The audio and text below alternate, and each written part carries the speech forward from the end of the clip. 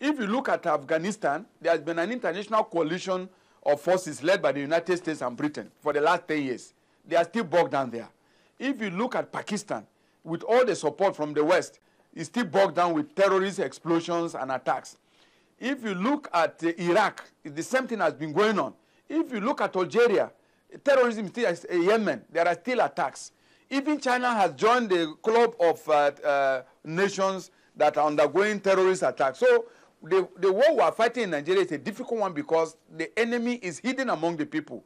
If it was a conventional war like we fought during the Civil War, I can assure you that the Nigerian armed forces will defeat these terrorists in 30 minutes. 30 minutes. But the war is different because you need the cooperation of the people. You need every level of government doing the job they need to do. You need the village areas, you need the districts, you need the chiefdoms, you need the local governments, you need the state governments, organizing people in every unit to watch around them, to see what is happening in their community, to speak out, to communicate to security agencies and state officials. All right, Honorable Minister, just a minute. Sorry to bump into what you're saying. We also need to unite the country. You answered my question about the fact that there seems to be some discordant tune in the dissemination of information from the top about this insurgency. We seem to be hearing different things. And also tell me, is the president going to give amnesty to members of Boko Haram? Now, let me say this. You remember that what you look at as discordant tones is also because sometimes we have short memory, short public memory. You remember that the president set up an amnesty committee, you know, which proclaimed that some of the people in Boko Haram, who are our children, who are prepared to lay down their arms, the government is prepared to talk to them. And there was actually an amnesty committee led by Kabiru Turaki, SAN, Minister of Special Duties. And that committee, you know, was formed to begin the process of dialogue. And this was after many Nigerians, you know, including elders, statesmen, advised government on the need to open a channel for dialogue. And the president decided to set up an amnesty committee. And the purpose of the amnesty committee was that if today Boko Haram lays down their arms and they see that the damage they're doing to the country is against God, it's against religion. If they lay down their arms and are prepared to talk to the Nigerian government and confess that they are stopping the killings, the government is prepared to talk to them. That's why we set up the amnesty committee. So it's been a consistent thing. It is not a new thing. So to say that there are discordant views, in my opinion, I do not think it is so. Now, of course, in a war of this nature, there are different levels of information. For example, the military relates to the public directly through the defense headquarters, and they speak on it. And I can tell you in the last 1 year, I have managed the insurgency information every week, meeting with all the stakeholders involved and communicating that information to the public. But at the same time, there are different layers of government. The Borno state government talk to the media. The military talk to the media. And at the level of the federal government, what we did recently was to set up a center to unify the daily information that is going out, you know, to the public, which brings all the services together to speak to the public. But so far, what we have seen is that what is sometimes seen as discordant tones is not so, because government already set up an amnesty committee. So to begin to ask the question whether the government was prepared to give amnesty, yes, if people lay down their arms and stop the fight and confess their sins and come back to Nigeria and say, look, we are wrong, we don't want what has happened, we now want peace in our country. If there are elements there, government is prepared to talk to them. All right, government thank you so very much, Honorable Minister of Information, Mr. Labaran Maku, for talking to us on politics today. I must allow you to go right now. Thank you for your thoughts on the program. You are still watching Politics Today on Channels Television. But before we go, earlier on, we had an interview with the governor of Imo State, Mr. Rochas, Okorocha, and he bared his mind on issues relating to opposition politics and the PDP and with his party, APC. Allow you here a few minutes of that interview. I could take you up on the issue you mentioned in your State of Imo address when you made an appeal that political parties should bury their differences and come together towards fighting insurgency and protecting Nigeria from insurgency. Now, if you are making that appeal, has the opposition actually approached the ruling party with this appeal to bury your differences so that you can fight the insurgency together? APC is a willing partner. The question you should ask, has the government of the day ever invited APC and said, listen, gentlemen, this is not the time to talk about political difference. Let us unite and face this challenge that we have as a nation, because it's a challenge.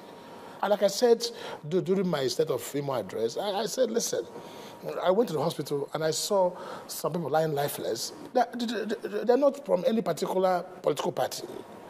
They're not from any particular religion. Neither are they from any particular state. This is spread. It's an ill wind that blows no one any good. When we hear people are killed in Jos, it appears to us as if it's only Plateau people that are being killed. It's not true. Igbos are killed, Yorubas are killed, Hausas are killed. When you hear in Maiduguri that they're bombing in Maiduguri, the first that comes to people's mind is that it's only the Maiduguri people that are killed. It's not true. Igbos are killed, Hausas are killed, Christians are killed, Muslims are killed.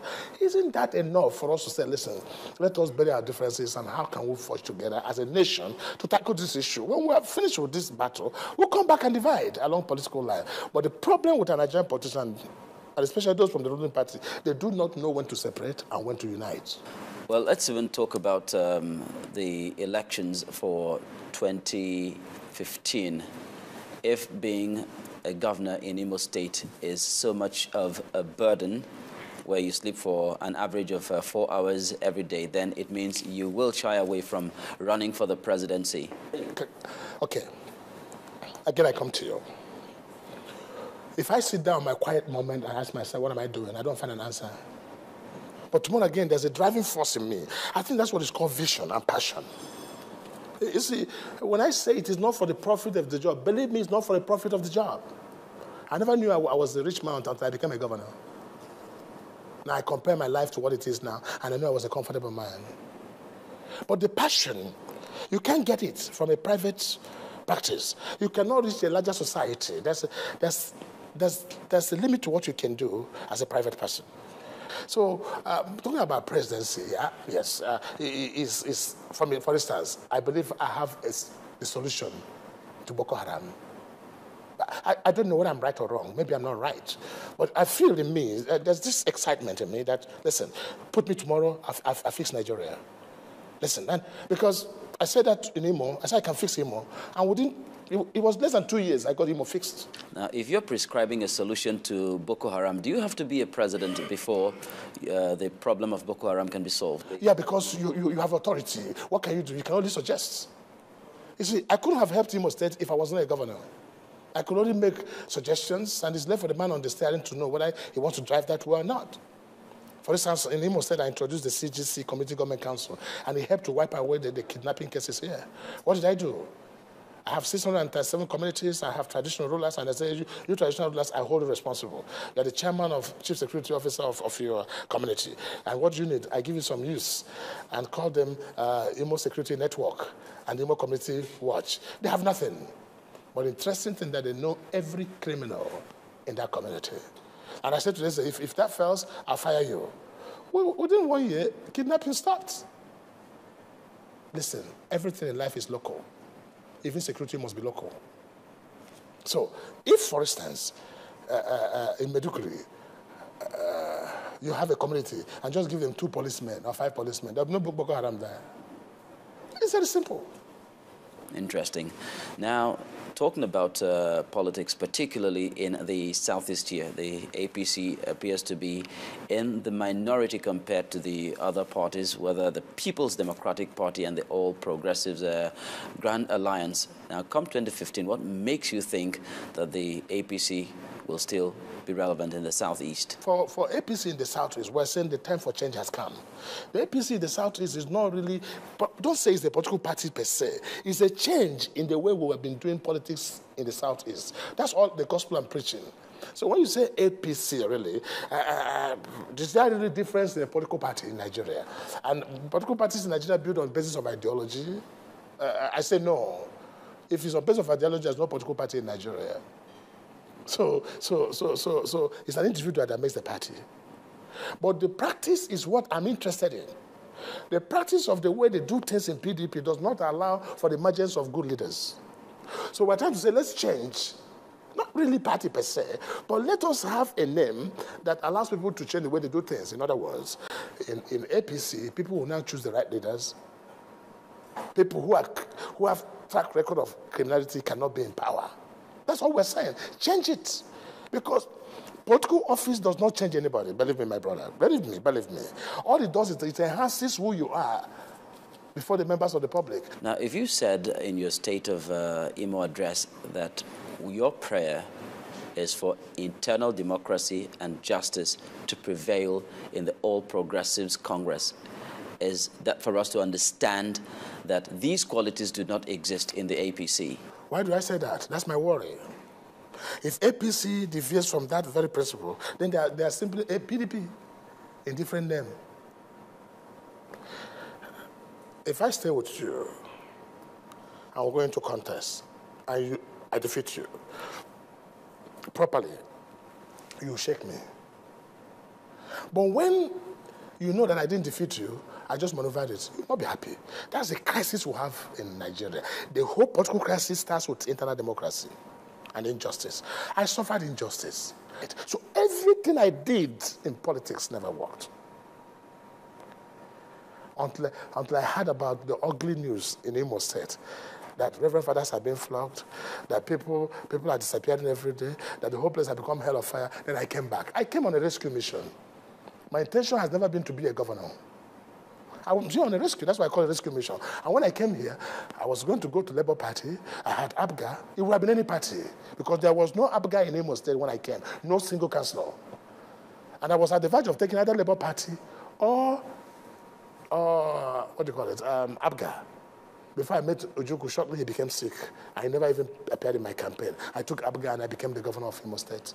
Now, why do I go back to APC?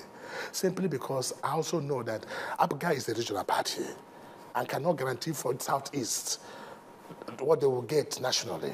Because PDP today has no program for Southeast at all. Can you imagine the tripod upon which this nation is built? Hausa, Yoruba, Igbo. That was the regional tripod before we have the 6 regions. Today, no Igbo man is a president in Nigeria. No Igbo man is vice president in Nigeria. No Igbo man is senate president in Nigeria. No Igbo man is speaker. Well, that's the thoughts of the Imo State Governor, Rochas Okorocha, talking with my colleague Charles Eruka earlier in the week. Well, that's how far we can go on the program tonight. But don't forget that we are taking note of your comment. I'll just take 2 of your comments tonight. But don't forget, we're still keeping in touch with you. At Sajamix on Twitter told us that the best way to tackle corruption is by changing the economy. How will you change the economy with corruption?